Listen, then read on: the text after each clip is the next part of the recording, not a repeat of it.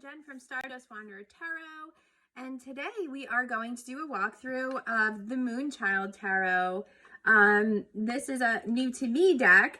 I wanted one for the longest time, and I finally was able to come across one, so I wanted to share that with everybody because it is a beautiful deck. So let us just start here with the box. Like, this is all raised up here, like all of this scrolling. It's like such a thick box too. Look at the inside, right? It is so nice. And this is the back of the box. That's the inside and the back. And this is just none of this is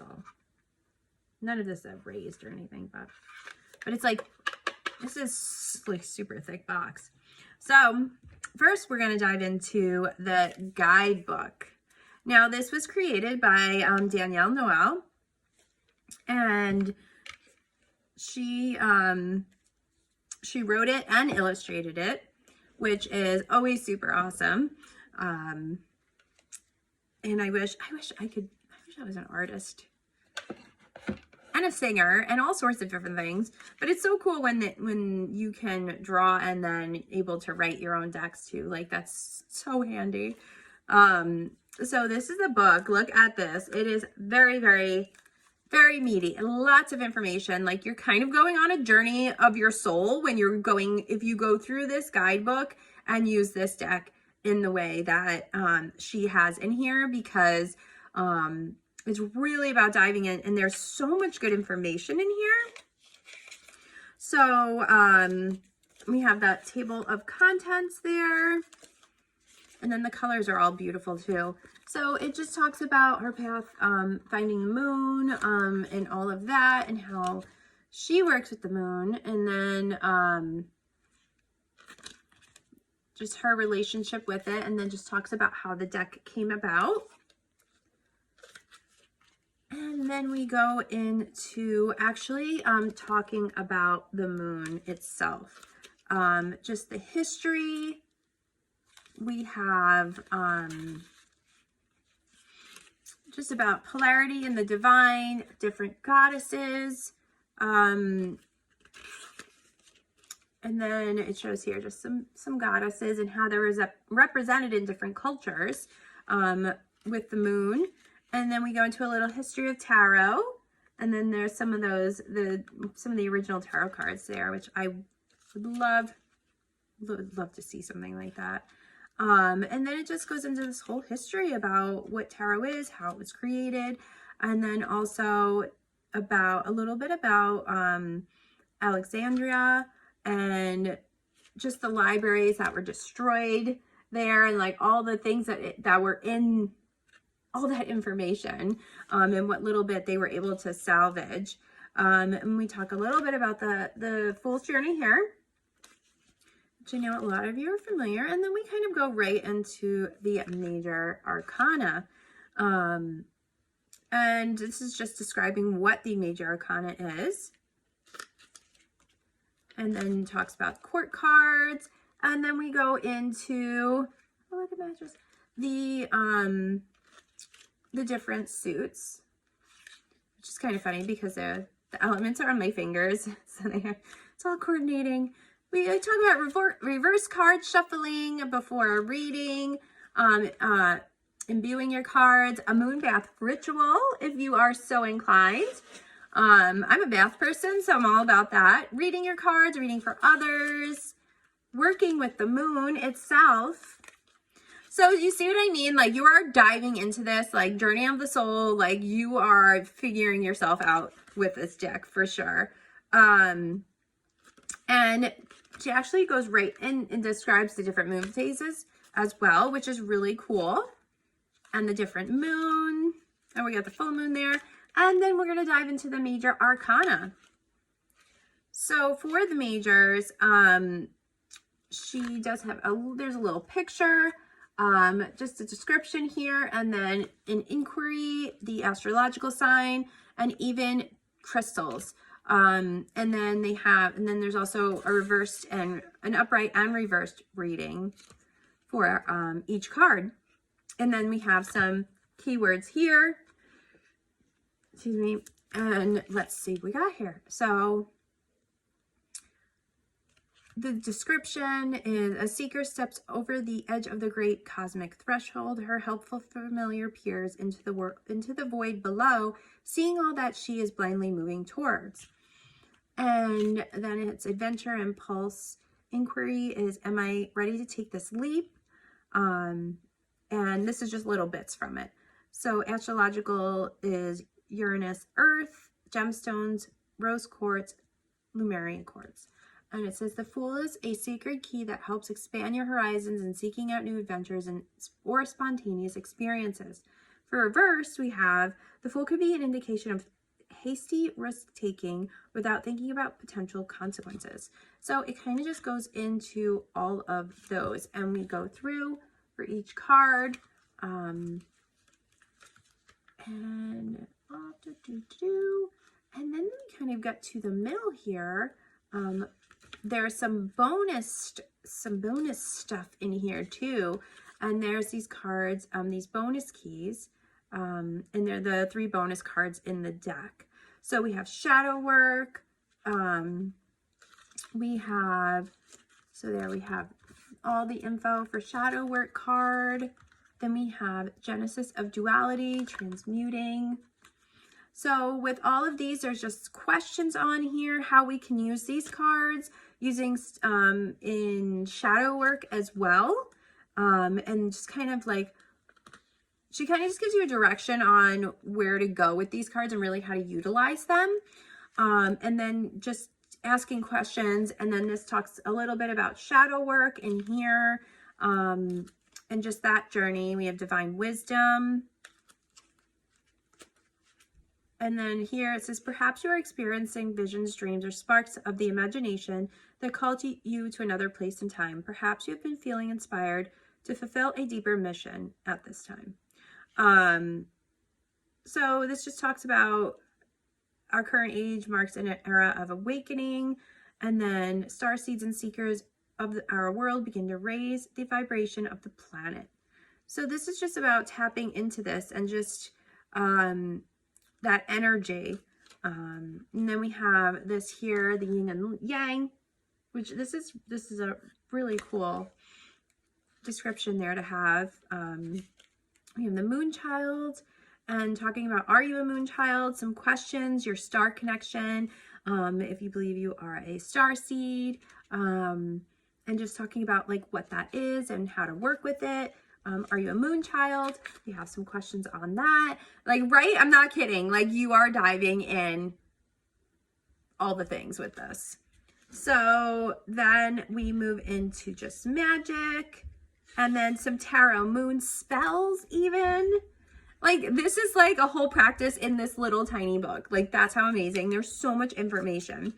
So it tells you what you need. And then we move into the minor arcana. So for the minors, we start with the cups. And then it's the same thing. It has that description, some of the inquiry questions, and all of that. For the minors, it does not give you the astrological or crystals, but it does give you kind of phrases. So for Ace of Cups, we have, I plant new seeds from the source of my heart. I see the sacred design in infinite love. How can my heart inform my intuition and bliss? How can I celebrate and rejoice with my soul family? So this is all about, it talks about, you know, the upright reverse meanings in all of these, and we go through all of the minor arcana. So then that brings us, and each one is like color coded.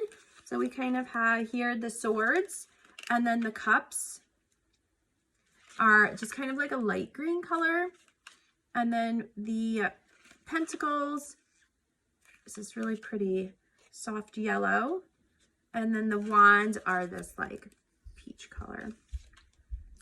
So we can just kind of go through all of those. And in the back here, there are some tarot spreads laid out with some questions as well. A whole bunch of them. A lot of tarot spreads here. And then we have thank yous, because there are these people that were featured throughout the Moonchild Tarot. They are such beautiful souls and add a powerful depth of magic and love to the deck. Some people wanted to remain anonymous. Some wanted to be featured. And so that's really cool too. I actually didn't know that. So then there are all these people that are featured actually in the deck that we're going to see in just a minute. So that's really cool. That's special. I like that. So yeah, and that's just a little bit about Danelle and her works. And just some of the other things that she's done. I know you guys are probably familiar with her Work Your Light cards, and all of that. So that is the back. Whew, wow. Like, I feel like I did deep work and I didn't even read the whole thing. I mean, that was like a lot. Like, how amazing. So these cards are, look how pretty. There is the back of them. And I apologize, I have my lights on, so it's a little weird, but these are, I don't know. I want to say basic oracle size, but I don't know technically what that would be. So here's a tarot card, and then here is that. So you can see the size. They are a little bit thick for sure. They bend, but not a ton, but they definitely are. They're definitely a little meaty, for my technical term. So let's start. And I do have these in order, actually. Here you go. And just the different, there's so much. And I really love that there are people in the deck that they're real people. They're just not random people. So that's really kind of cool too.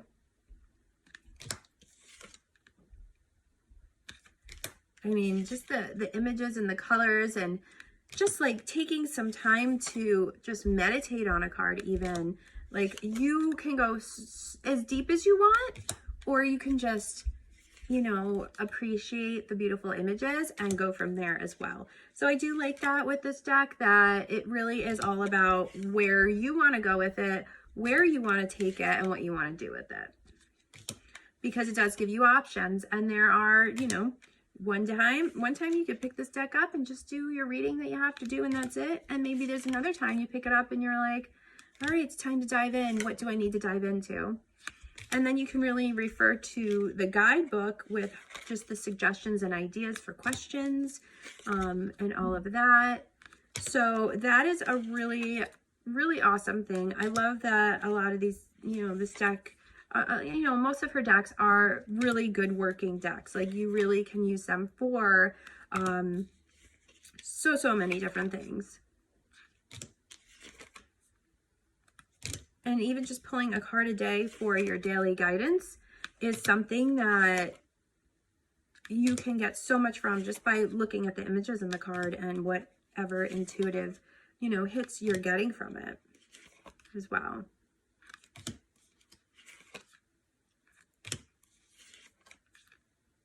And the colors are just like so soothing, and I feel like they just can really spark that inner knowing.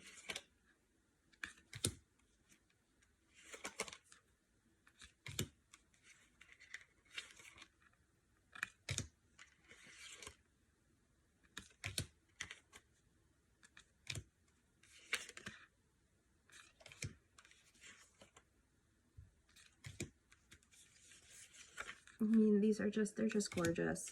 Gorgeous, gorgeous. And I just want to like dive into the card. Like, can I go there? I want to go there. I want to go be that Three of Cups right now. Please, pretty please.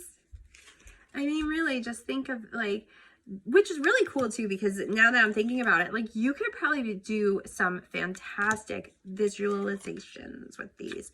Visualizations. I just didn't want to come out of my mouth right. But think about that. Like, if you really meditate with this card and imagine yourself in these spaces and what comes up for you, and afterwards, like, just write it out, do like a brain dump, that would be really cool too. Like, because I get very Akashic vibes from these. And I do work with, you know, work in the Akasha quite frequently. So I really think that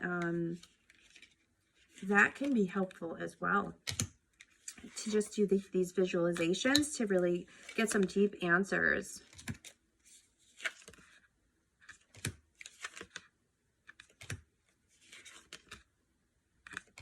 Love it. Love that one.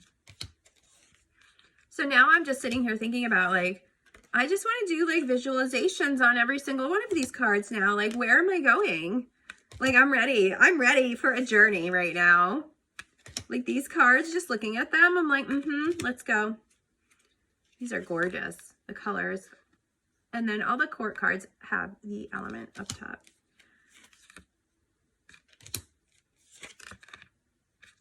I mean, look at this is actually gorgeous, this card.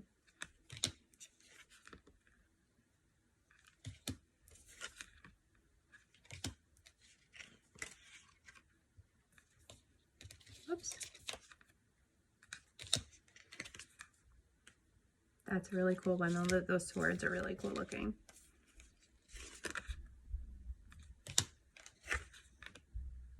So pretty. So that is the Moonchild Tarot. And I would definitely love to hear if you worked with this deck, if you have this deck, your thoughts on it. My thoughts are they are beautiful. I know, I'm not, I want to say they might be out of print, but there are usually, you know, people reselling them, but I would look and see if it's something that, you know, try to get on there. I got really lucky when I found this one, actually.